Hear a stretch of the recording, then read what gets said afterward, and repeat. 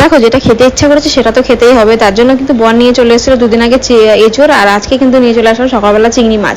আর চিংড়ি মাছগুলোকে ভালো করে বেছে কিন্তু ধুয়ে নিয়েছি, আর এখানে কিন্তু এঁচোড় একটু হলুদ দিয়ে ভালো করে সেদ্ধ করে নিয়েছি।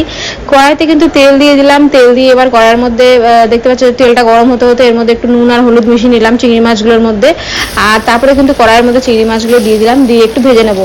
আর আমি কিন্তু দু রকমের চিংড়ি মাছ নিয়েছি, কারণ একটুখানি ভাজা রাখবো আর একটুখানি আমি চিংড়ি এঁচোড়ের মধ্যে দেবো। আর দেখো চিংড়ি মাছটা কিন্তু ভাজাও হয়ে গেছে, আর কড়াইয়ের মধ্যে কিন্তু আমি যে তেলটা ছিল সেই তেলের মধ্যে কিন্তু এঁচোড়টাও ভেজে নিয়েছি।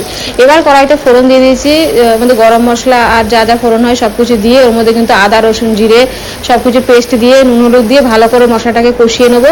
কষিয়ে কিন্তু এবার আমি ভেজে রাখা এঁচোড়টাকে দিয়ে দেবো, আর এঁচোড়টা একটুখানি কষিয়ে মানে দেওয়ার পরে তার মধ্যে একটু আলু দিয়ে দেবো যেগুলো আমি রেখেছিলাম, দিয়ে ভালো করে কষিয়ে তার মধ্যে জল দিয়ে দেবো, আর উপর দিয়ে চিংড়ি মাছগুলো দিয়ে কিন্তু ভালো করে ফুটিয়ে নেবো, আর উপর দিয়ে গরম মশলা আর ঘি দিয়ে নামিয়ে নেবো।